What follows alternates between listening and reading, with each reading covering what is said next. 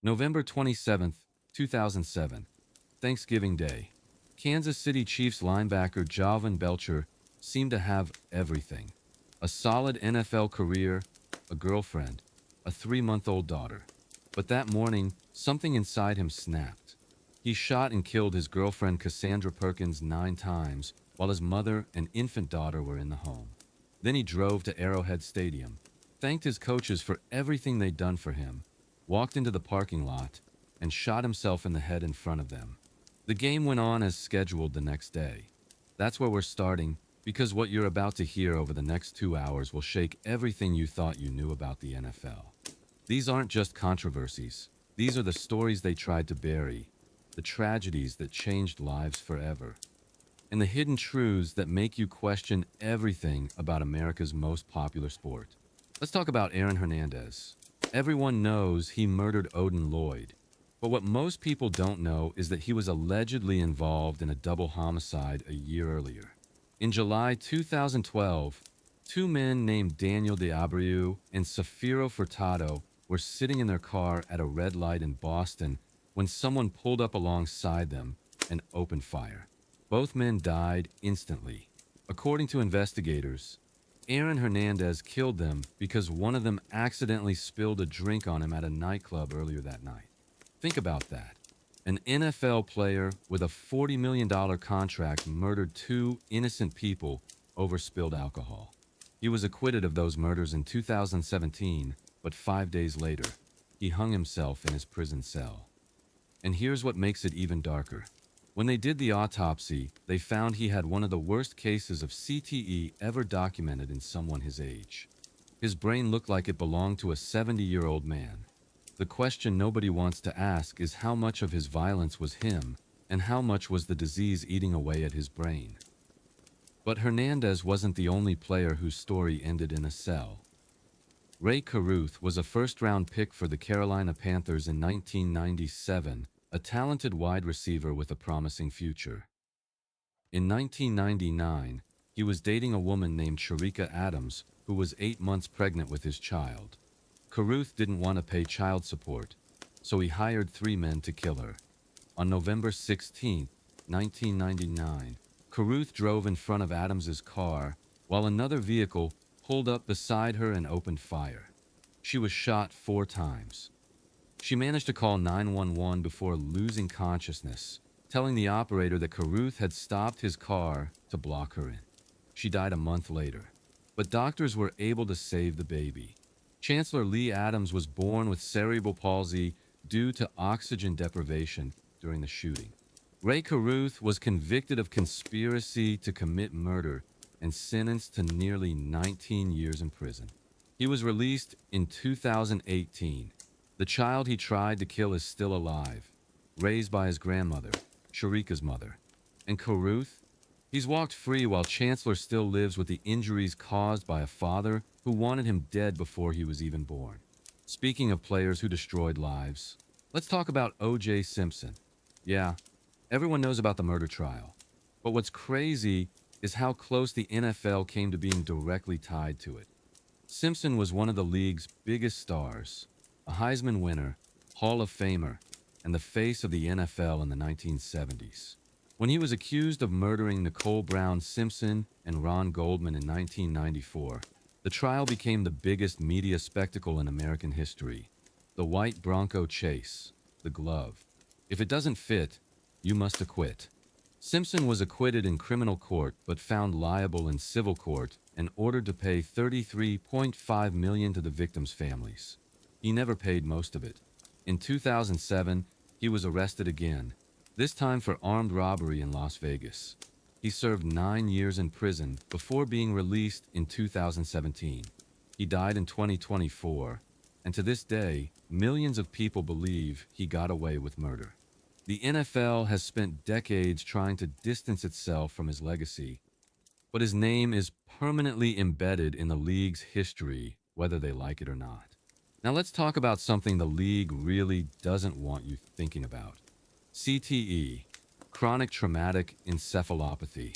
It's the brain disease caused by repeated head trauma. and it's been found in over 90% of former NFL players who donated their brains to science. Junior Seau was one of the greatest linebackers of all time. 12 Pro Bowls, a first ballot Hall of Famer, beloved by fans and respected by everyone in the game. In May 2012, he shot himself in the chest at his home in California. He was 43 years old. Why the chest and not the head? Because he wanted his brain to be studied. The autopsy confirmed he had CTE. His family sued the NFL, claiming the league knew about the dangers of head trauma and covered it up for decades. They settled out of court. But Sal wasn't alone. Dave Duerson, another former Pro Bowl safety, also shot himself in the chest in 2011. He left a note specifically asking that his brain be studied for CTE. It was. He had it. So did Mike Webster, the Hall of Fame center for the Steelers who died homeless and suffering from dementia. So did Andre Waters, a former safety who shot himself in 2006. The list goes on, and the NFL fought against acknowledging CTE for years, even funding studies designed to discredit the science. It wasn't until a landmark lawsuit forced them to pay out nearly $1 billion to former players that the league finally admitted there was a connection between football and brain disease. But even now, they won't say the word CTE in public without a lawyer present. Let's shift gears to something that sounds almost too bizarre to be true. In 2013, Miami Dolphins offensive lineman Jonathan Martin left the team mid-season, citing emotional distress. When the story broke, it revealed one of the most toxic locker room cultures in NFL history. Richie Incognito, a veteran lineman, had been relentlessly bullying Martin for months. We're not talking about harmless hazing. Incognito sent Martin text messages using racial slurs, threatening to kill him and his family, and describing graphic sexual violence. He forced Martin to pay tens of thousands of dollars for team trips he didn't even attend. Other players participated, mocking Martin daily. When the NFL investigated, they found that coaches not only knew about it but encouraged it, believing it would toughen Martin up. Incognito was suspended. Martin never played for the Dolphins again. But here's the thing. Incognito returned to the league and played several more seasons. Martin's career was effectively over. The message was clear. If you speak up about abuse, you're the problem. If you dish it out, you're just being a competitor. That's the culture. And speaking of culture, let's talk about the Washington football team. For years, owner Dan Snyder ran one of the most dysfunctional and abusive organizations in professional sports. In 2020, the Washington Post published a bombshell investigation detailing a workplace rife with sexual harassment. 15 female former employees accused team executives of misconduct, including unwanted advances, inappropriate comments, and a hostile environment that made their jobs unbearable. One woman said she was told to wear revealing clothing to work events to please wealthy donors. Another said male executives circulated lewd videos of cheerleaders that had been secretly recorded. The NFL launched an investigation but never released the full report. Instead, they gave a verbal summary and fined the team $10 million. Snyder stepped back from day-to-day operations but remained owner. It wasn't until 2023, after years of mounting pressure, that Snyder finally sold the team for over $6 billion. He walked away a billionaire, while the women he allowed to be harassed got nothing but a vague apology from a league that protected him for decades. But Washington isn't the only team with a dark history. Let's go back to 2012 and talk about Bountygate. The New Orleans Saints. One of the NFL's feel-good stories after winning Super Bowl 44 were revealed to have been running a bounty program where defensive players were paid cash bonuses for injuring opponents. Defensive coordinator Greg Williams was caught on tape before a playoff game telling his players to target specific body parts of San Francisco 49ers players. "Kill the head and the body will die," he said. The NFL suspended Williams indefinitely, banned head coach Sean Payton for the entire 2012 season, and fined the team $500,000. But here's what's disturbing. Multiple players and coaches from other teams came forward saying bounty systems were common across the league. The Saints were just the ones who got caught. And despite the outrage, Williams was reinstated after 1 year and continued coaching in the NFL for another decade. The message? Incentivizing violence is only a problem if it becomes public. Now let's talk about a mystery that still hasn't been solved. On December 1st, 2012, Kansas City Chiefs linebacker Jovan Belcher murdered his girlfriend and then drove to the team facility and killed himself in front of his coaches. But why? Belcher had no history of domestic violence. Teammates said he seemed like a great guy. His girlfriend's family was blindsided. The only clue came later when his brain was examined. He had CTE. Not as severe as Aaron Hernandez, but it was there. The theory is that the brain damage, combined with relationship stress and possibly alcohol, triggered a psychotic break. But we'll never know for sure because Belcher took the answers with him. What we do know is that the Chiefs played their game the next day. Less than 24 hours after their teammate committed murder-suicide in their parking lot. The NFL said the show must go on. Some players later said they could barely focus. They felt like props in a machine that didn't care about their humanity. And they were right. Let's talk about how the NFL treats women. In 2014, TMZ released video footage of Baltimore Ravens running back Ray Rice punching his fiancée, Janae Palmer, in an elevator, knocking her unconscious. The NFL had already seen the video. They suspended Rice for 2 games. 2 games for domestic violence captured on camera. The public outrage was immediate. The NFL claimed they hadn't seen the footage inside the elevator, only the aftermath. But that was a lie. Multiple reports confirmed the league had access to the video months earlier. After the video went public, the NFL changed its story and suspended Rice indefinitely. But the damage was done. It was clear the league only cared about domestic violence when it hurt their image, not when it hurt the victims. Rice never played another down in the NFL, but not because the league cared about what he did, because sponsors threatened to pull their money. That's what it took for the NFL to act. Not morality, not justice. Money. And speaking of the league's twisted priorities, let's talk about Deflategate. In 2015, the NFL suspended Tom Brady 4 games and fined the New England Patriots $1 million for allegedly deflating footballs to gain a competitive advantage in a playoff game. The evidence was flimsy at best. The punishment was unprecedented. Meanwhile, players caught beating their partners, driving drunk, or using performance-enhancing drugs were getting lighter suspensions. The message was clear. Messing with the integrity of the game was worse than committing actual crimes. Roger Goodell went to war with Brady, taking the case all the way to federal court. The NFL won on a technicality. Brady served his suspension. The Patriots lost draft picks. And the league spent millions of dollars prosecuting a case about slightly deflated footballs while turning a blind eye to players destroying lives off the field. That's the NFL's moral compass in a nutshell. But let's get back to the tragedies.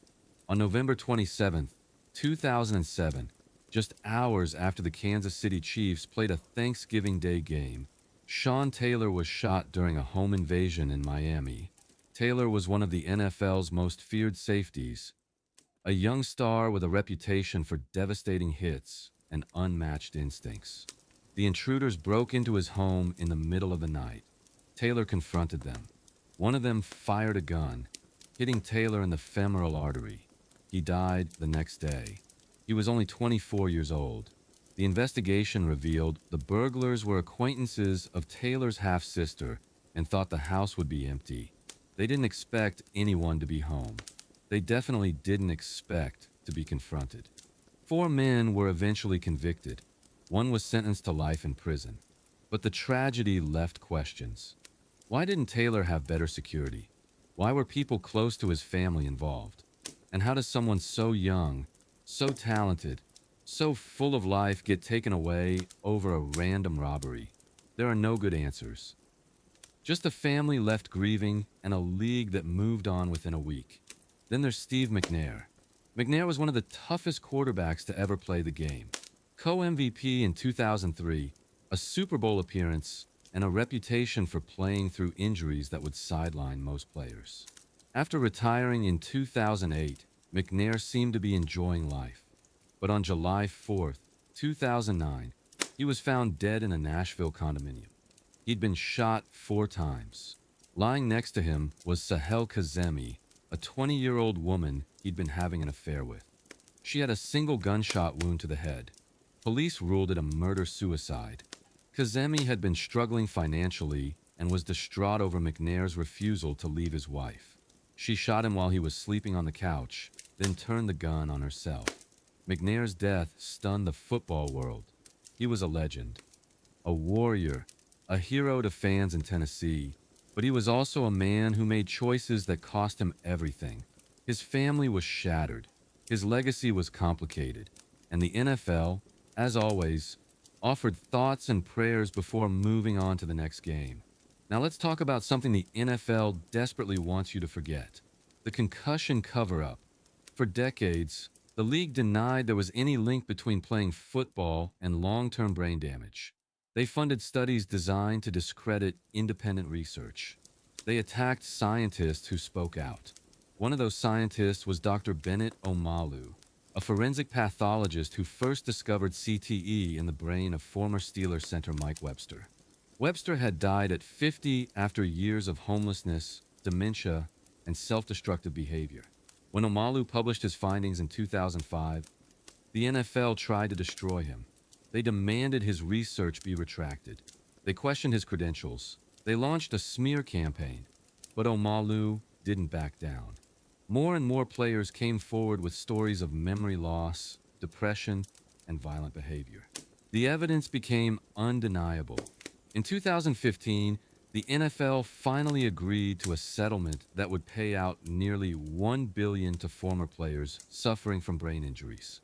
But they still won't use the word CTE in official communications. They still won't admit they knew about the dangers decades earlier. And they still market the game as safe for children while former players suffer in silence. Let's talk about something that happened in broad daylight and still makes no sense. In December 2016, former NFL running back Joe McKnight was shot and killed in a road rage incident in Louisiana. McKnight, once a star at USC and a return specialist for the Jets, was driving when he got into an altercation with another driver named Ronald Gasser. At a traffic light, McKnight got out of his car. Gasser, still seated in his vehicle, pulled out a gun and shot him 3 times. McKnight died at the scene. Here's the insane part.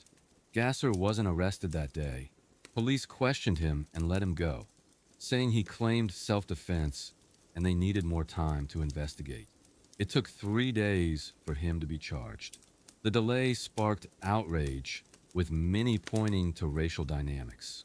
McKnight was black, Gasser was white, and the shooting happened in a state with a complicated history of racial injustice. At trial, Gasser claimed McKnight had reached into his car and threatened him. The jury didn't buy it. He was convicted of manslaughter and sentenced to 30 years. But the question remains, why wasn't he arrested immediately after shooting an unarmed man in broad daylight? And how many other cases like this never make headlines because the victim wasn't famous? Speaking of injustice, let's talk about the death of Demetrius DuBose. DuBose was a team captain at Notre Dame and a second-round pick by the Tampa Bay Buccaneers. After his NFL career fizzled out, he struggled to find his footing. In July 1999, while staying in San Diego, DuBose locked himself out of a house he was renting. Police were called to investigate a reported break-in. What happened next is disputed. Officers said DuBose was acting irrationally and refused to comply. Eyewitnesses said he was confused but not aggressive. What's not disputed is that DuBose was shot 13 times by police. 5 of those bullets hit him in the back. He was unarmed, shirtless, and high on alcohol and drugs, according to the toxicology report. No charges were filed against the officers. The district attorney ruled the shooting justified. DuBose's family and civil rights activists were outraged. How could an unarmed man be shot 13 times, 5 times in the back, and it be ruled justified? To this day, his death is cited as one of the darkest examples of excessive force in the NFL community. The case was never reopened. The officers were never held accountable. And Demetrius DuBose became another name in a long list of black men killed by police under questionable circumstances. Now let's talk about a player whose downfall was entirely self-inflicted. Ryan Leaf was the second overall pick in the 1998 NFL Draft, taken just one spot after Peyton Manning. He was supposed to be a generational talent, a franchise quarterback for the San Diego Chargers. Instead, he became one of the biggest busts in NFL history. Leaf's problems weren't just about performance. He clashed with coaches, screamed at reporters, and showed an alarming lack of maturity.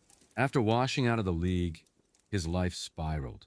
In 2012, he was arrested for breaking into a home to steal prescription painkillers. He pleaded guilty and was sentenced to 7 years in prison. While on probation, he violated the terms and was sent back. He served a total of 32 months. After his release, Leaf has worked to rebuild his life, speaking openly about his addiction and mental health struggles. But his story is a cautionary tale about how quickly things can fall apart when talent isn't matched with discipline. Ryan Leaf had everything handed to him and threw it all away. And the saddest part? He's far from the only one. Let's talk about Jamarcus Russell, arguably the biggest draft bust of all time. Russell was the first overall pick in 2007, taken by the Oakland Raiders with the hope that he'd resurrect their franchise. He signed a 6-year contract worth $61 million with $32 million guaranteed. But Russell had no work ethic. He showed up to training camp overweight. He didn't study the playbook. There's a famous story about coaches giving him game film to watch at home, except the tape was blank. Russell never noticed because he never watched it. In 3 seasons, he started 25 games and won just 7. He threw more interceptions than touchdowns. By 2010, the Raiders cut him. His NFL career was over at 24. Despite earning over $36 million, Russell was broke within a few years. He later admitted he fell into depression after being labeled the biggest bust in NFL history and struggled to manage money. At one point, he offered to play for free just to get another chance. No team called. Jamarcus Russell became a punchline, a cautionary tale, and a reminder that talent without discipline is worthless. But some players didn't just fail, they became criminals. In 2018, former Notre Dame running back Cierre Wood was arrested in Las Vegas and charged with first-degree murder. Authorities allege that Wood and his girlfriend were responsible for the death of her 5-year-old daughter. The details were horrific. According to investigators, Wood had been subjecting the child to intense workouts as punishment, including wall sits and sit-ups. He told police she needed to be toughened up. The autopsy revealed severe injuries, bruises on her stomach, back, legs, and arms. She had been repeatedly beaten. The cause of death was blunt force trauma to the abdomen. Wood denied the abuse, but the evidence was overwhelming. His trial is ongoing, but if convicted, he faces life in prison.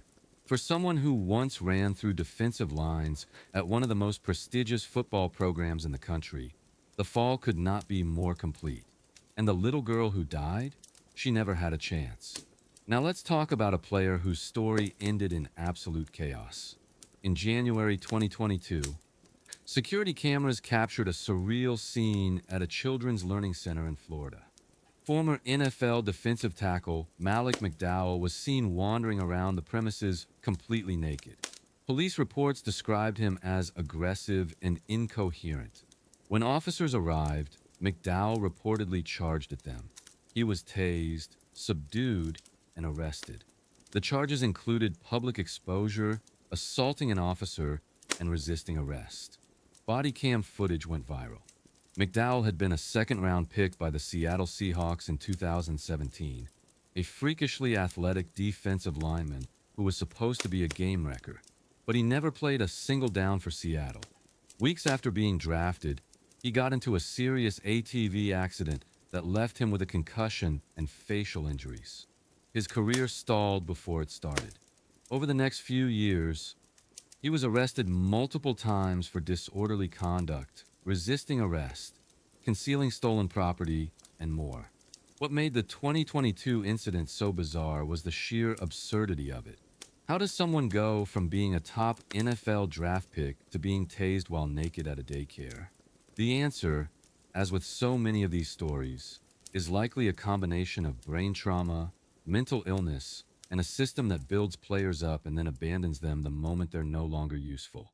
Let's talk about Darren Sharper, one of the most terrifying criminals to ever play in the NFL. Sharper was a five-time Pro Bowl safety, a Super Bowl champion with the New Orleans Saints, and an NFL Network analyst after retirement. He was charismatic, media-friendly, and respected across the league. But behind the charming smile was a serial predator. Between 2013 and 2014, disturbing allegations began to surface. Women across multiple states, California, Nevada, Arizona, and Louisiana, accused Sharper of drugging and assaulting them. The details were horrifying. Investigators found a pattern. Sharper would meet women at clubs or parties, offer them drinks laced with sedatives like Ambien or morphine, and then wait for them to lose consciousness. These weren't isolated incidents, they were systematic. Eventually, authorities uncovered cases spanning 9 women in 4 states.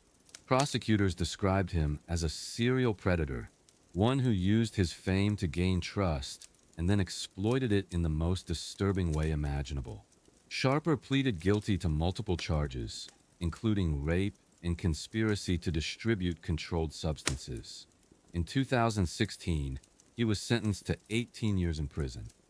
The NFL distanced itself immediately. His name was scrubbed from highlight reels. His face disappeared from broadcasts. His Hall of Fame eligibility was essentially erased. Darren Sharper went from being one of the most respected safeties in the game to one of its most reviled criminals. And speaking of careers that ended in disgrace, let's talk about Kellen Winslow II. He had the bloodline, the pedigree, the talent. The son of Hall of Fame tight end Kellen Winslow, he was supposed to be the next great NFL tight end. Drafted 6th overall by the Cleveland Browns in 2004, Winslow was built like a wide receiver, but hit like a linebacker. But injuries derailed his career, including a devastating motorcycle accident in 2005. Still, he managed to make a Pro Bowl and put together a solid NFL run. But after his career ended, the darkness came out. In 2018, Winslow was arrested in California on charges of sexual assault. The accusations were horrifying. He was accused of targeting elderly women, sometimes homeless, and assaulting them in parking lots, mobile home parks, and even his own vehicle. Over time, multiple women came forward. In 2019, a jury found him guilty of multiple sex crimes, including indecent exposure and lewd conduct. In 2021, he was sentenced to 14 years in prison. His attorneys blamed CTE, and doctors did find signs of frontal lobe damage. But for the victims, the diagnosis didn't erase the trauma. Kellen Winslow II went from a Pro Bowl athlete to a registered sex offender locked behind bars. And the question remains, how much was the disease and how much was the man? Now let's talk about a player whose mental breakdown played out in real time. Alonzo Spellman was an elite defensive end for the Chicago Bears in the 1990s, known for his explosiveness and terrifying presence on the line. But behind the scenes, his mental health was quietly unraveling. In 1998, teammates noticed something was off. Spellman began acting erratically, lashing out in meetings and displaying increasingly paranoid behavior. It all came to a head when he had a full-blown psychotic episode on the front lawn of a teammate. Police were called. Spellman refused to leave, ranting incoherently and threatening to kill himself if doctors tried to sedate him. It took Mike Singletary, a devout Christian and father figure on the team, to calm him down enough to accept help. But that wasn't the end. In 2002, years after bouncing around the NFL, Spellman had another outburst, this time on a Delta flight. He stripped shirtless, began screaming about bombs, and threatened passengers. The plane made an emergency landing. He was arrested and eventually served 18 months in federal prison. It later came out that Spellman had bipolar disorder, a condition he refused to consistently treat. He denied the diagnosis for years, believing he didn't need help. His story became a warning about what happens when mental illness goes untreated, especially in a high-contact sport where head trauma only makes things worse. Since then, Spellman has worked to rebuild his life and has spoken publicly about his battle, becoming an advocate for mental health awareness in the NFL. Let's talk about Greg Hardy, one of the most polarizing figures in recent NFL history. Hardy was a Pro Bowl defensive end for the Carolina Panthers, one of the most dominant pass rushers in the league. In 2014, his career imploded. Hardy was arrested and charged with assaulting his ex-girlfriend. The details were graphic and disturbing. She accused him of throwing her onto a bed covered in firearms and physically threatening her life. A judge initially found him guilty, but the charges were later dropped when the accuser stopped cooperating. Hardy always denied the allegations, but the damage was done. The Panthers let him walk. The Dallas Cowboys took a chance on him, hoping his talent would outweigh the baggage. It didn't. His on-field production declined, and his demeanor became a problem. He got into sideline altercations and made bizarre public comments that only intensified the backlash. When his NFL career ended, Hardy tried to rebrand himself as an MMA fighter. But even in the UFC, his record was spotty and controversy followed him. Greg Hardy's story is a reminder that talent can get you far, but it can't save you when your reputation is destroyed and the public turns against you.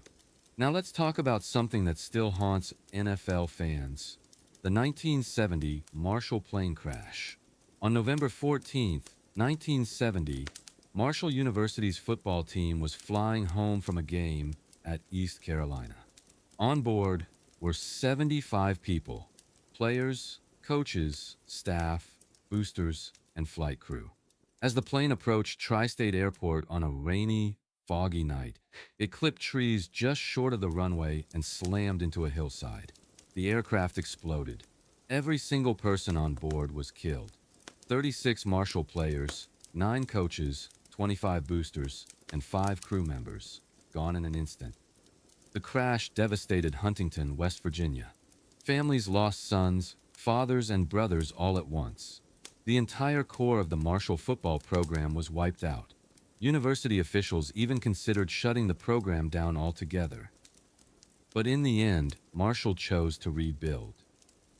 With the help of students, walk-ons, and transfers, the Thundering Herd fielded a team the following season. They struggled for years, but the decision to keep playing became a symbol of resilience. The tragedy was later memorialized in the film We Are Marshall, but no movie can capture the pain of losing an entire team. The 1970 Marshall plane crash remains the darkest day in college football history. And then there's the Penn State scandal. For decades, Jerry Sandusky was the defensive coordinator under Joe Paterno, helping build one of the most respected programs in college football. But beneath the surface, something horrific was happening. Starting as early as the 1990s, Sandusky used his nonprofit charity, The Second Mile, to gain access to underprivileged boys. He groomed them, targeted them, and in many cases assaulted them, sometimes in Penn State facilities. Reports later showed that multiple school officials, including members of the athletic department and even head coach Joe Paterno, had been made aware of concerning behavior. But instead of reporting him to authorities, they handled it internally. They quietly removed him from coaching duties, but allowed him continued access to school facilities. In 2011, a grand jury indicted Sandusky on 48 counts. He was eventually convicted on 45 counts involving 10 different boys. Joe Paterno, the winningest coach in college football history, was fired. He died just months later. The NCAA responded with historic penalties: a $60 million fine, a 4-year postseason ban, scholarship reductions, and the vacating of 111 wins. Penn State had built its reputation on doing things the right way. The scandal shattered that image.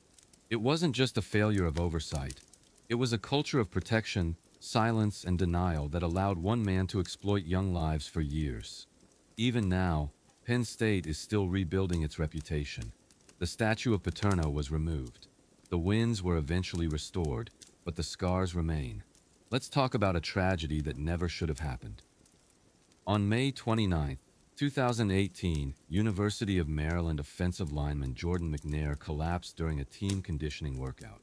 It was a hot day, and McNair was struggling. Trainers initially treated it as simple exhaustion, but McNair wasn't just tired.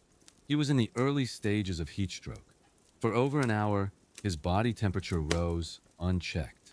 Investigations later revealed the staff failed to administer the most basic life-saving treatment: cold water immersion. By the time McNair was transported to the hospital, it was too late. He died 2 weeks later. He was 19 years old. The aftermath was damning. Reports described a toxic culture under head coach DJ Durkin, one where players were driven through punishing workouts in a climate of fear. Speaking up meant being labeled weak. Even medical distress wasn't taken seriously. McNair's death wasn't just tragic. It was preventable. Durkin was placed on leave and eventually fired. Maryland's president publicly apologized to McNair's family. The university accepted full responsibility and later reached a $3.5 million settlement with his parents. But the deeper impact was bigger than Maryland. The incident forced college football to re-examine its training practices, emphasizing player safety and medical oversight. Jordan McNair's death should never have happened, but because it did, lives may have been saved in the years since. Now let's talk about SMU and the death penalty. In the 1980s, Southern Methodist University wasn't just a rising football powerhouse. They were paying players under the table in a system so blatant that it forced the NCAA to do something they'd never done before and haven't done since. For years, SMU boosters and university officials paid players cash, offered cars, jobs, and housing. The NCAA sanctioned them multiple times, placing them on probation 5 separate times between 1974 and 1985. But the payments never stopped. In fact, they were documented. A literal payroll list existed for players. When the scandal finally came to a head in 1987, the NCAA dropped the hammer. They issued the death penalty, shutting down the entire SMU football program for the 1987 season. The school chose not to play in 1988 either due to roster depletion. The sanctions included scholarship losses through 1990 and recruiting bans that crippled the team. Nearly every player transferred out. Coaches left. Attendance cratered. It took SMU over 20 years to return to relevance, and some argue the program never truly recovered. The death penalty made an example out of SMU, but it also showed the NCAA the consequences were too severe. Since then, no other Division I program has received the death penalty. SMU's name became a warning. Cheat this badly, and your program will die. Let's talk about the Baylor sexual assault scandal. Between 2012 and 2016, the University of Baylor football program was engulfed in one of the darkest scandals in college sports history. A wave of sexual assault allegations emerged involving Baylor football players. Women came forward accusing multiple athletes of rape and assault, often reporting incidents to university officials. But rather than investigate thoroughly or hold anyone accountable, those in power appeared more focused on protecting the program's reputation. Internal reports revealed that Baylor failed to act on numerous allegations. In some cases, the university discouraged victims from filing complaints. In others, law enforcement cooperation was suspiciously absent. According to investigations, head coach Art Briles and his staff knew about several incidents and either ignored them or worked behind the scenes to keep things quiet. One particularly chilling report alleged that Baylor football players had committed as many as 52 acts of assault over 4 years.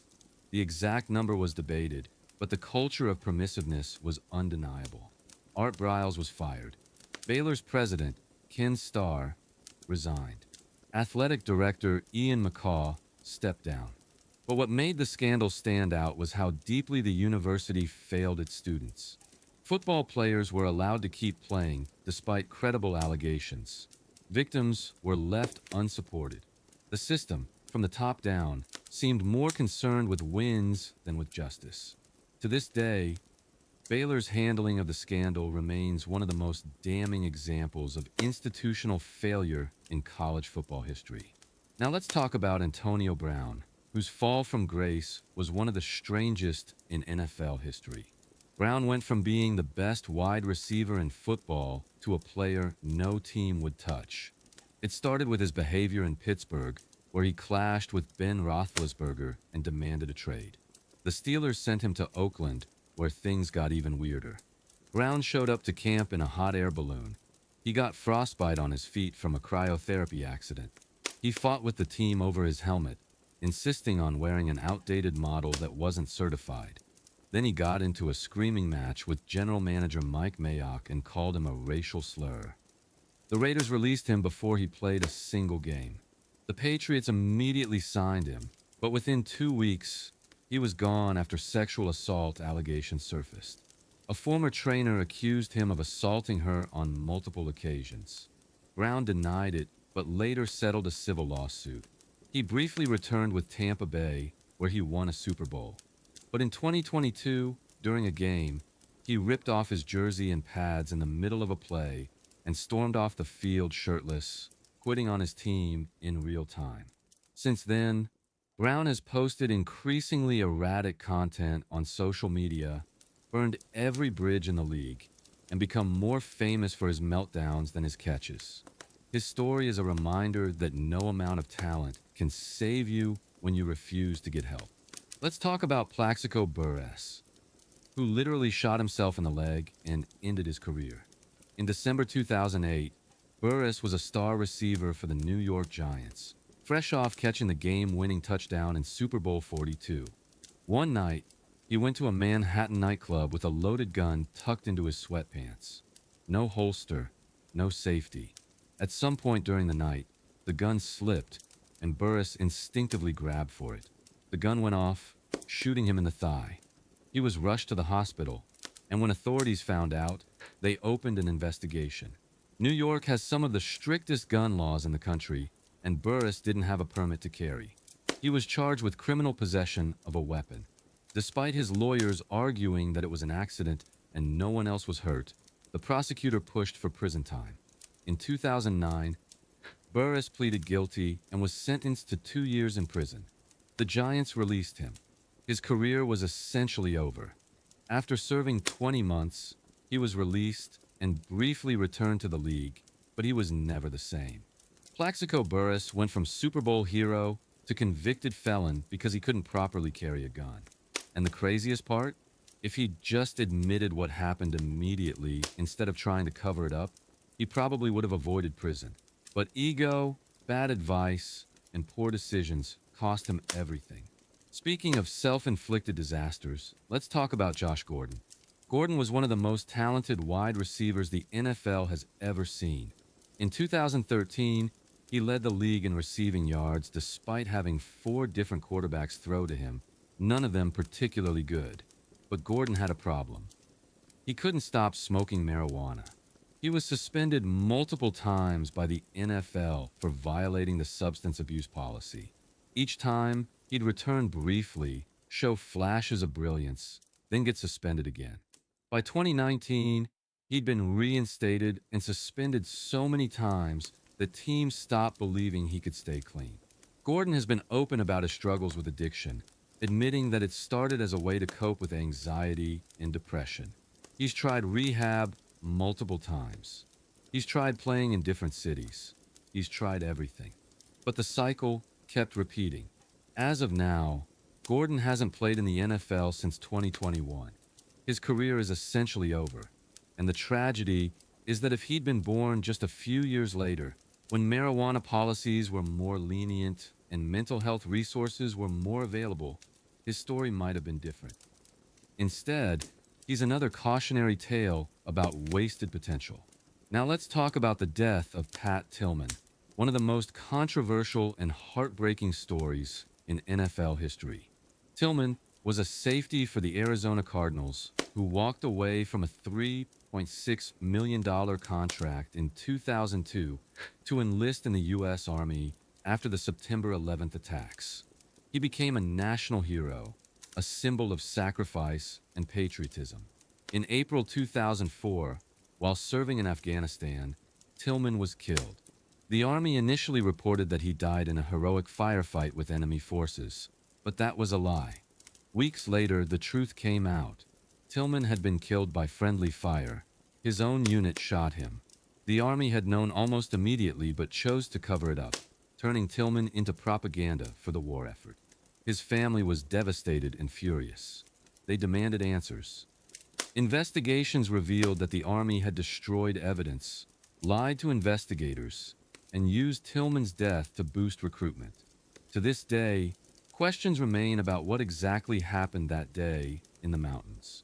Some believe it was a tragic accident. Others, including members of Tillman's family, suspect there's more to the story that's still being hidden. What's not in question is that the military lied. The NFL used his story for patriotic branding, and Pat Tillman's death became more about politics than the man himself. Let's talk about Lawrence Phillips, one of the most tragic and complicated figures in football history. Phillips was a powerhouse running back at Nebraska, helping the Cornhuskers win 2 national championships. He had NFL-caliber talent and a troubled past. In 1995, while still at Nebraska, Phillips broke into his ex-girlfriend's apartment and assaulted her, dragging her down 3 flights of stairs by her hair. The incident was brutal and public. Nebraska suspended him immediately, but head coach Tom Osborne reinstated him just 6 weeks later. Osborne claimed he believed football was the best structure to keep Phillips from spiraling further. Many criticized it as a win-at-all-costs move. Phillips returned and played in the 1996 Fiesta Bowl national championship game, rushing for 165 yards. He then declared for the NFL draft, and the St. Louis Rams took him 6th overall despite widespread concerns. It didn't take long for those concerns to become reality. He clashed with coaches, showed up late, and was arrested multiple times for domestic violence. He bounced between the 49ers, Dolphins, and even the CFL, but his off-field issues always followed. Eventually, Phillips was sentenced to over 30 years in prison for domestic abuse, assault with a deadly weapon, and other charges. While incarcerated, he was charged with murdering his cellmate. Then, in 2016, he was found dead in his cell. It was ruled a suicide. Lawrence Phillips had all the talent in the world, but his demons destroyed him and hurt countless people along the way. Now let's talk about Aaron Hernandez's final days. After being convicted of murdering Odin Lloyd and sentenced to life in prison without parole, Hernandez seemed oddly at peace. He was acquitted of the 2012 double homicide just days before his death, which gave him a brief moment of hope that his conviction might be overturned on appeal. But on April 19, 2017, guards found him hanging in his cell. He'd used a bed sheet tied to the window. The word John 3:16 was written in red on his forehead. 3 handwritten notes were left behind, one for his fiancée, one for his daughter, and one for his lawyer. His death was ruled a suicide, but conspiracy theories exploded almost immediately. Some believed he was murdered.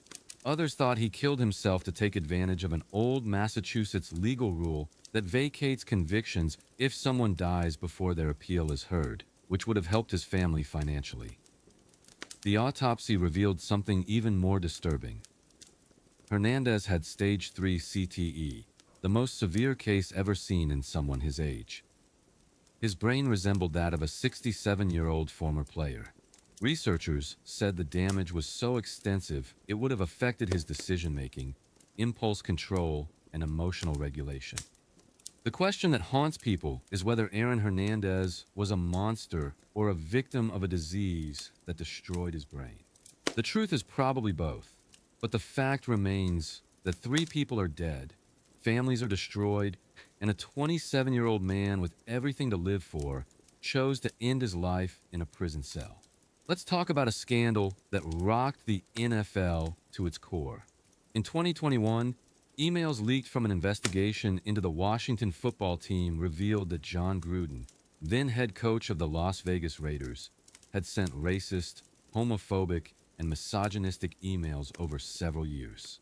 The emails included Gruden using a racial slur to describe NFLPA Executive Director DeMaurice Smith, making homophobic remarks about former players and coaches, and sharing images of topless cheerleaders. The backlash was immediate. Sponsors threatened to pull out. Players publicly criticized him. Within days, Gruden resigned. But here's what made it worse. The emails were uncovered during an investigation into Washington's toxic workplace culture, which means there were likely others involved. Yet Gruden was the only one whose emails were leaked. Some speculated the NFL used him as a scapegoat to avoid releasing more damaging information about other executives and owners. Since then, Gruden has sued the NFL, claiming they deliberately leaked his emails to destroy his career. The case is ongoing, but what's clear is that Gruden's downfall revealed a much bigger problem. If these kinds of emails were normal enough to send casually over years, how many other people in positions of power in the NFL have said and done similar things? The answer is probably a lot more than the league wants you to know. Now let's talk about the mystery of Sergio Brown. In 2023, former NFL safety Sergio Brown made headlines for one of the strangest and most disturbing cases in recent memory. Brown's mother, Myrtle Brown, was found dead near a creek in the Chicago suburbs. She had been murdered. Sergio was missing. When police started investigating, they discovered Sergio had fled to Mexico. But before he disappeared, he posted bizarre videos on social media claiming his mother was on vacation and that the news reports were fake. The videos were rambling, incoherent, and deeply unsettling. Weeks later, Mexican authorities arrested Brown and extradited him back to the United States. He was charged with first-degree murder in his mother's death. The case is still ongoing, but details have emerged suggesting Brown may have been suffering from a severe mental health crisis. Friends and family said he hadn't been the same since leaving the NFL. Some speculated CTE or untreated mental illness. Others pointed to financial stress. Whatever the cause, Sergio Brown went from being a Super Bowl champion to a man accused of killing his own mother. And the tragedy is that there were likely warning signs that went ignored or unaddressed until it was too late. Let's talk about one of the most bizarre coaching scandals in recent history. In 2012, Bobby Petrino was the head coach at Arkansas, coming off an 11-2 season and sitting on top of the college football world. Then he crashed his motorcycle. At first, it seemed like a simple accident. Petrino held a press conference wearing a neck brace, saying he'd been riding alone and lost control. The university released a statement supporting him. But within days, the story unraveled. A police report revealed Petrino hadn't been alone. He'd been riding with Jessica Dorrell, a 25-year-old former Arkansas volleyball player whom Petrino had recently hired to work in the football department. She wasn't the most qualified candidate. In fact, over 150 people had applied for the position. But Petrino hired her anyway. Why? Because they were having an affair. And it got worse. Petrino had also given Dorrell $20,000 in cash, an amount that went completely unreported. When this all came to light, Arkansas launched an investigation and concluded that Petrino had knowingly misled athletic department officials and violated multiple university policies. On April 10, 2012, he was fired with cause, meaning he received no buyout from his multi-million-dollar contract. The scandal became a viral spectacle. The image of Petrino in a neck brace became a meme. But behind the mockery was a serious reminder of how power, secrecy, and personal decisions can destroy even the most successful programs. Petrino eventually returned to coaching, but the motorcycle crash and everything it revealed became a permanent stain on his legacy. Now let's talk about a player who became infamous for something that happened before he ever played a snap. In 2010, Cam Newton was the hottest quarterback recruit in the country, transferring from junior college to Auburn. Almost immediately, questions surfaced about how and why he ended up there, especially given that Mississippi State had been heavily pursuing him. Then came the bombshell. A report alleged that Newton's father, Cecil Newton, had solicited a six-figure payment from Mississippi State boosters in exchange for his son's commitment. The NCAA launched an investigation. Mississippi State coaches confirmed they were approached with a pay-for-play proposition. The evidence suggested that Cecil Newton had indeed asked for money. But crucially, there was no proof Cam himself knew anything about it. This technicality became the hinge on which the entire case rested. Just days before the SEC championship game, the NCAA ruled Newton eligible. Their reasoning? While a violation occurred, Cam's lack of direct knowledge meant Auburn could keep playing him. It was a decision that baffled some and infuriated others. Newton went on to win the Heisman Trophy and lead Auburn to a national championship. But the cloud never fully cleared. Critics argued that Auburn had escaped accountability on a loophole. The case highlighted the murky world of college football recruiting, where families, boosters, and bagmen often operate in the shadows, while athletes claim plausible deniability. Let's talk about Reggie Bush and the scandal that vacated one of college football's greatest seasons. Bush electrified USC from 2003 to 2005, winning the Heisman Trophy and helping lead the Trojans to a national championship. He was unstoppable, a once-in-a-generation talent. But behind the scenes, Bush and his family were accepting hundreds of thousands of dollars in gifts from marketing agents hoping to sign him once he turned pro. The benefits included rent-free housing for his parents, a car, travel expenses, and other luxury items, all in violation of NCAA rules. The scandal came to light after a failed business relationship between Bush's family and the agents turned bitter. Lawsuits were filed, investigations launched, and the evidence piled up. The NCAA findings were damning. USC was hit with severe sanctions, a 2-year bowl ban, the loss of 30 scholarships, and the forfeiture of wins from the 2004 and 2005 seasons. Bush voluntarily forfeited his Heisman Trophy, becoming the first player in history to do so. It was a major blow to the image of one of college football's most storied programs. For years, Bush was vilified, but in recent years, public opinion has shifted, with college athletes now able to profit from their name, image, and likeness. Many argue that Bush was punished for doing what players can now do legally. In 2024, the Heisman Trust announced they would return Bush's trophy, acknowledging that the rules had changed. But for nearly 2 decades, Reggie Bush was the face of NCAA hypocrisy, punished for accepting money while the NCAA made billions off his likeness. Now let's talk about the tragic story of Tyler Hilinski. In January 2018, Washington State University quarterback Tyler Hilinski was found dead in his apartment from a self-inflicted gunshot wound. He was just 21 years old. Hilinski had started in the Holiday Bowl weeks earlier and was expected to take over as the Cougars' full-time starter the following season. His death shocked the football world. At first, it was a mystery. Hilinski had seemed cheerful, hardworking, and beloved. There were no obvious warning signs. But after his family agreed to have his brain examined, the answers came. The autopsy revealed Hilinski had stage 1 chronic traumatic encephalopathy, CTE. Doctors were stunned. They told the family his brain looked like that of a man decades older. His parents have said they don't blame football alone, but they believe the disease, combined with the pressures of being a quarterback, contributed to his depression. His younger brother Ryan later became a quarterback at South Carolina and Northwestern. playing in his brother's honor while raising awareness about mental health.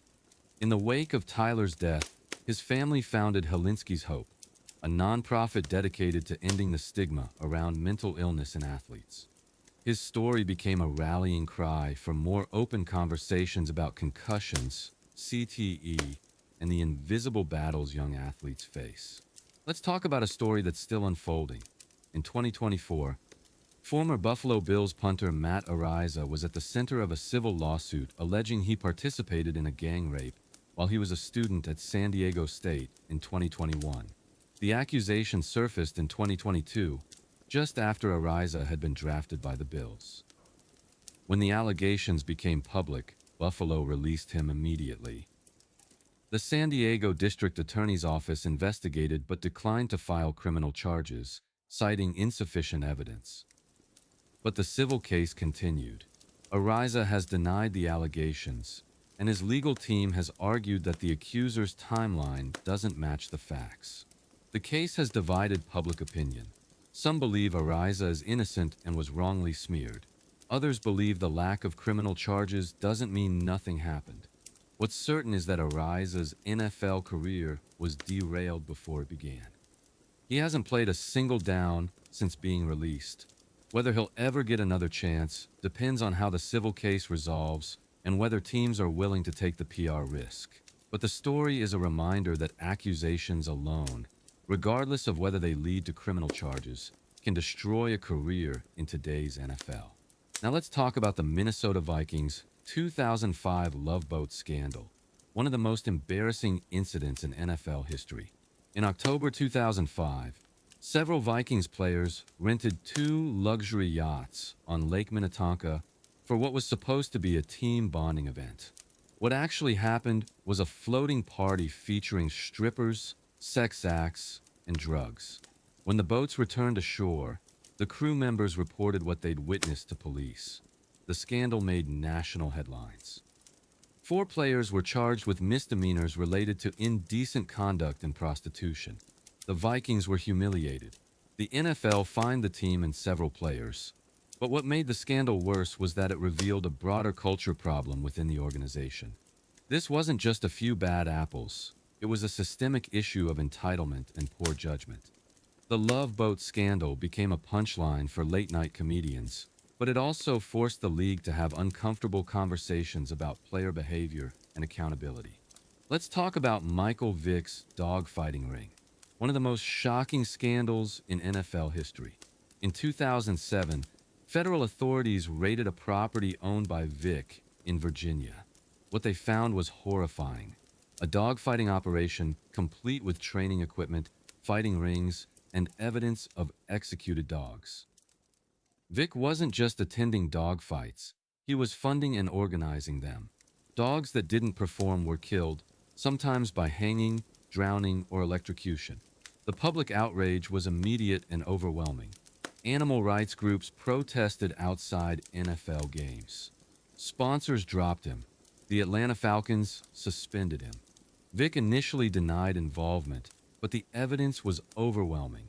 In August 2007, he pleaded guilty to federal charges and was sentenced to 23 months in prison. He served 18 months before being released.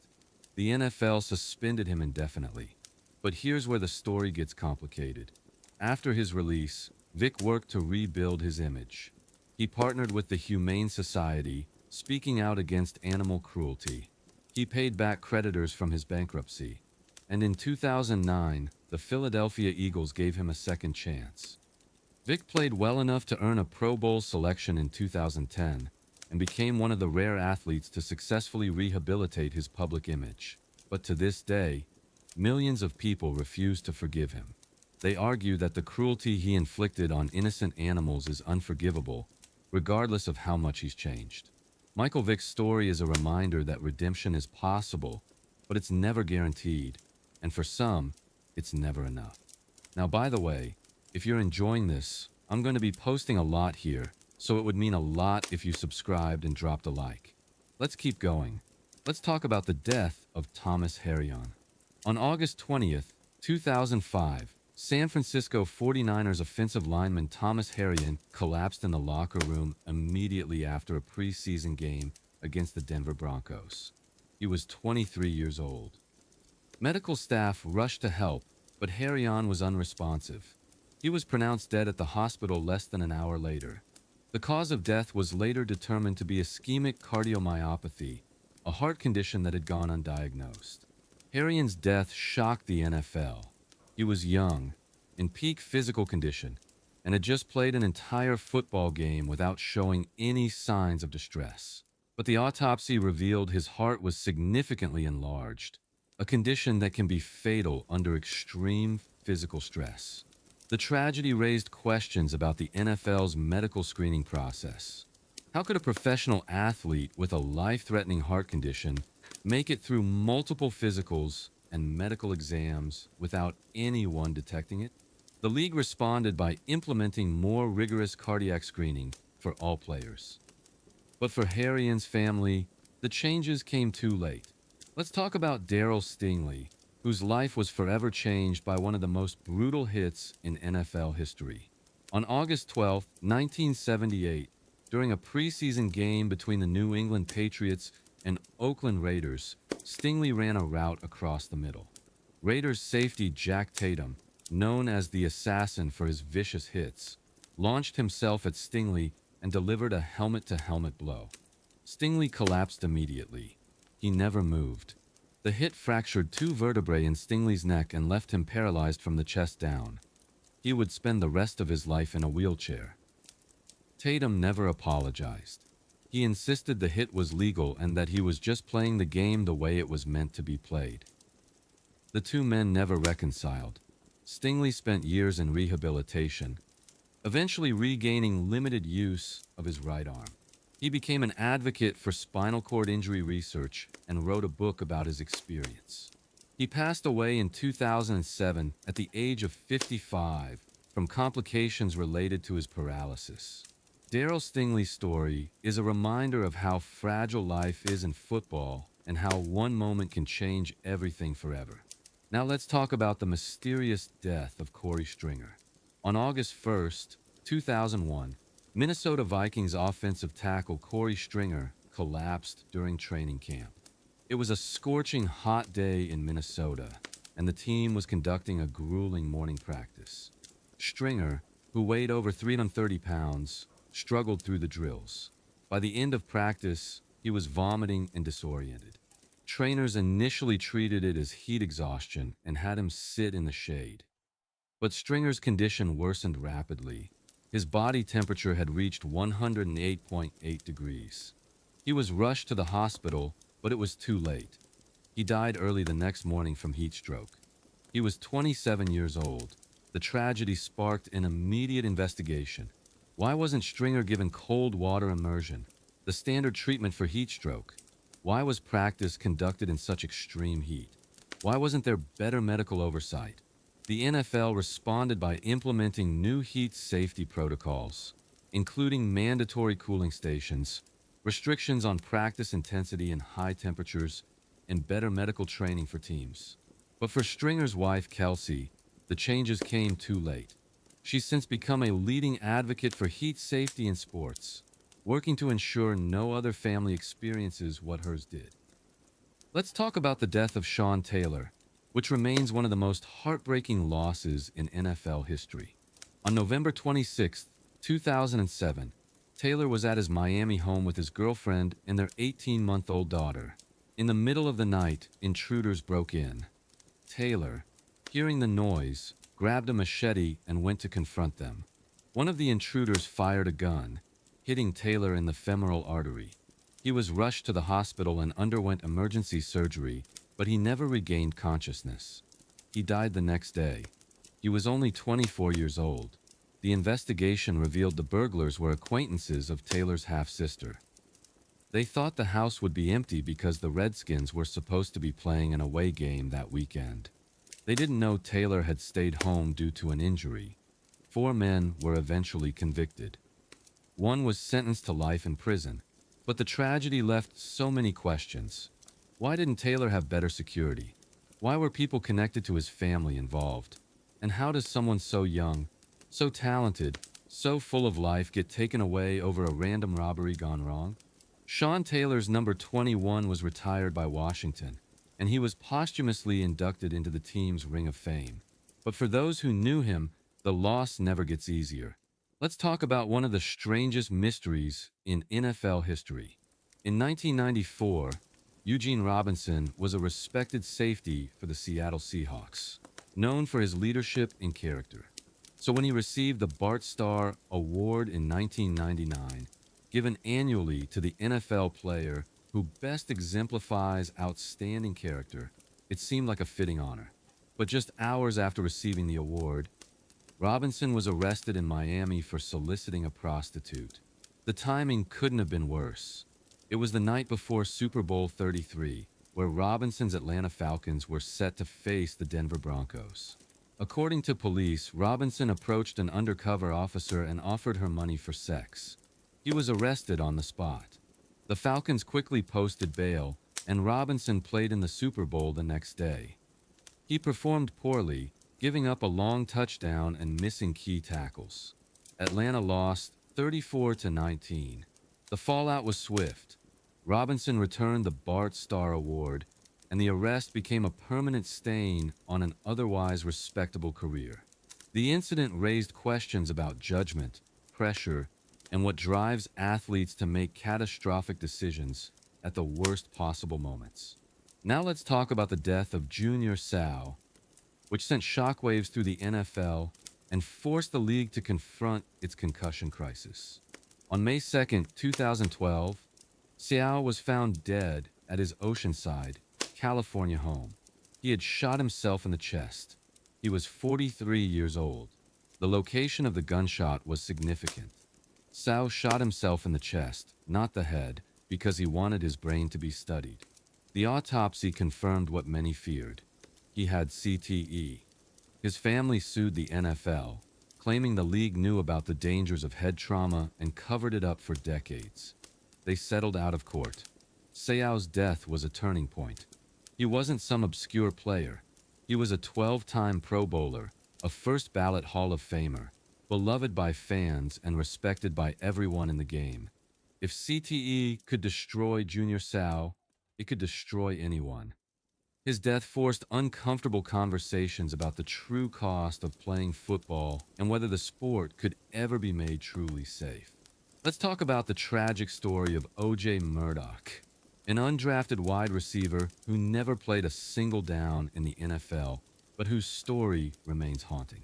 In 2011, Murdoch signed with the Tennessee Titans after a standout senior season at Fort Hays State. He spent his rookie year on injured reserve, but the team brought him back for training camp in 2012. He never showed up. On July 30th, 2012, police in Tampa found Murdoch unresponsive in his car, parked outside the gates of Middleton High School where he had once starred. He had died by suicide from a self-inflicted gunshot wound. He was 25 years old. The Titans were stunned. Teammates expected him to compete for a roster spot. No public signs pointed to what he was going through. Murdoch's death served as a painful reminder that mental and emotional struggles happen in silence, even among athletes who seem to have everything ahead of them. Finally, let's talk about Tyre Sampson, whose death wasn't directly tied to football, but involved the son of a former NFL player and highlighted the dangers young athletes face. In March 2022, 14-year-old Tyre Sampson fell to his death from a drop tower ride at an amusement park in Orlando. Tyre was a football player with dreams of making it to the NFL. He was attending a trip with his team when the tragedy occurred.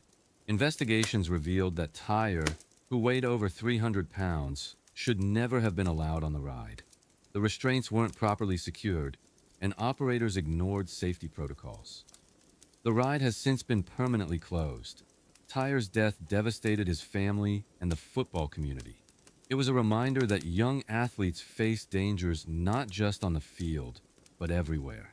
And sometimes, those dangers come from negligence that should have been prevented.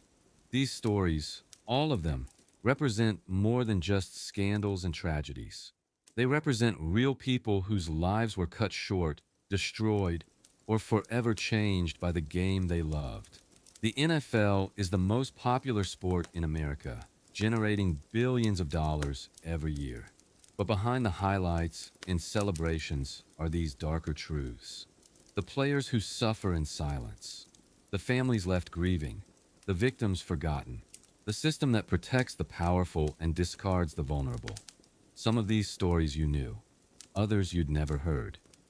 But all of them matter, because they remind us that football isn't just a game, it's a machine that chews people up and spits them out. And until the league truly prioritizes people over profit, these stories will keep happening.